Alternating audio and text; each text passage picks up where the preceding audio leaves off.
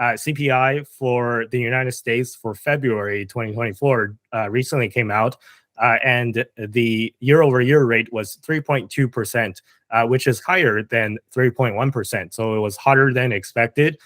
And this has led stocks to kind of pull back a bit, especially more risky assets like I think Bitcoin pulled back quite a bit as well. But this has people talking, right? Will there be a recession? Because we kind of had maybe a technical recession where we had the US GDP negative for 2 consecutive quarters back in, I think it was 2021 or 2022. But like it wasn't a full-blown recession, and in fact like most economists agree that that wasn't a recession at all. So most people are kind of expecting maybe a recession to come soon, but we're still not really seeing the signs of it, I would say, like in the actual inflation numbers, because you would expect inflation to kind of come down if a recession were to hit, but people are still spending a lot of money. And another story is that it's about the yield curve. So if you guys don't know what the yield curve is, it's like a comparison between different duration of bonds. So like these are US government bonds. So if you lend the government money for longer, you're supposed to theoretically get a higher rate of return, right? Because you're locking away your money for longer, you would expect to get more returns. But in times of economic uncertainty, that relationship between short duration and long duration can actually become inverted, right? It flips. Whereas you get less yield the more time you lend the US government money, and you get more yield the shorter the duration is, which is abnormal, right? Because normally, as I said, it's the other way around. So when this happens, it's called yield curve inversion. And there's multiple yield curves, but the usual one that we look at is the 10-2. So it's the 10-year versus the 2-year yield curve. And right now, it's been inverted for over 400 days, which is the longest yield curve inversion in history. And usually when this happens, it precedes a recession. But there's a debate on people. People are debating whether this is going to indicate a recession, because it seems like maybe a lot of things are different now compared to back then.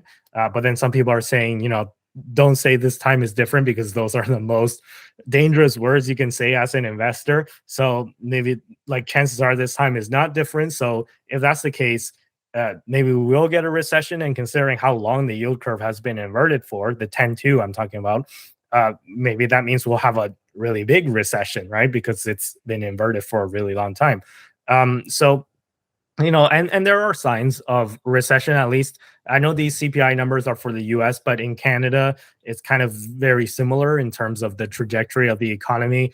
A friend of mine recently just, and Dom and Tristan, you guys are both in the group chat, but he posted in the group chat that he went for, I think, like he met up with a colleague in downtown Toronto earlier today.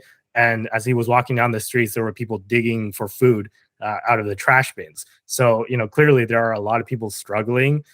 And he says that he's never seen that before. Homelessness has never been like never been great in Toronto. Like there's always been kind of a homelessness problem in Toronto. But, if you ask people who live like in Toronto or around the area, I think most of them will say that it's gotten significantly worse in recent times. So this is just another sign that the economy is not doing well, and a lot of people are getting left behind. So let me toss a question to you guys. Do you guys think that there will be a recession soon? And what do you guys think about the inflation numbers, right? Like, does higher than expected inflation means that the Fed will have to be more aggressive, maybe even raise rates again, or at least not cut rates as much? So just general thoughts. Well, like in my opinion, I don't think it's anything like right now to be worried about. I feel like this is kind of like a bias thing, but like the S&P 500 in itself is still doing like pretty well, like overall. I know you guys don't like the S&P 500 index funds, but I sure as heck do, and it's actually doing not that bad. So I don't think it's necessarily like really over for all of us quite yet. I would I don't know, if I was Jay Powell, I would recommend just perhaps just pausing for now on the rates, just until maybe the CPI report goes into a better turn of things. But I don't think it's like the end for us, like the recession of all recessions. And yeah, I guess this yield curve is pretty bad, I guess. But I guess there's other indicators telling us that it's not too bad at the same time too. That's just my point. So I think kind of a false alarm, nothing to worry about. I think on in my opinion, we've been like fluctuating between in a recession, not in a recession, in a recession, not in a recession for like 4 years now. So it's like what is a recession at this point? Like how long can you recession before it's just the new state of being? So I understand that we haven't actually been in a recession, but I've definitely felt like things have been getting more expensive, and everything is there's been an increase in homelessness, like in every city, not just in Toronto, and like it generally feels like things are on a downward trend. They are not on an upward trend still. So I'm not sure when that's going to turn around, if at all. Yeah, And so yeah, let me butt in with kind of my opinion there. I think here's my theory, right? So I think that we have been having a series of rolling recessions in different sectors that happen at different times, and this is what's so confusing about this kind of business cycle that's throwing a lot of people off. And I know this is like the most cursed words in finance and economics, but I really do think this time was different. So what I mean by that is that we had a once in 100 year pandemic, right? So that's of course going to throw some things off, where we have like a non-usual event that happened where the economy was shut down, so you couldn't get a lot of services, right? So the first places that were hit with this recession, with this rolling recession, were things like restaurants and just travel, tourism industries and stuff. So that they entered in a recession in 2020 when the pandemic hit and everyone's locked down.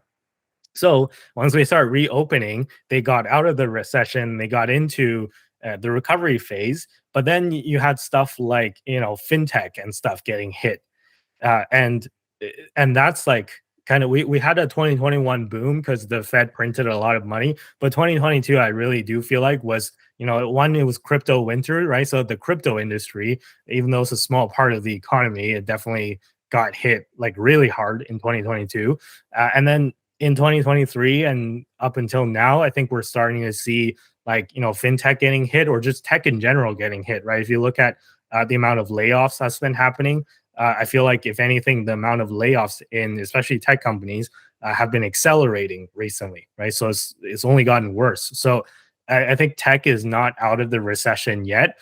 But is there going to be another? And by the way, in 2023, there was also like a regional banking crisis. So not even tech, but just finance in general got hit, right?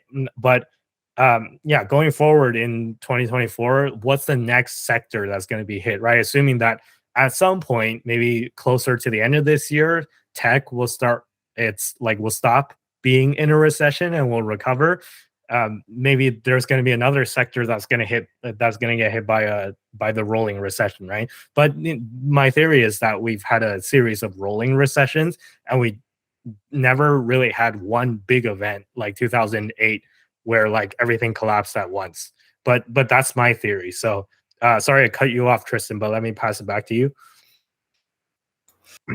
yeah, I think that sounds pretty aligned with what I was kind of saying of how we've kind of been in recession, out of recession, in recession, out of recession. In a lot of I guess you're taking kind of the point that it's been in different industries, whereas I was kind of speaking more general. And I think you're probably right on that front. I think it's been more industry specific than necessarily the whole 9 yards all at once. That I yeah, it's been all over the place.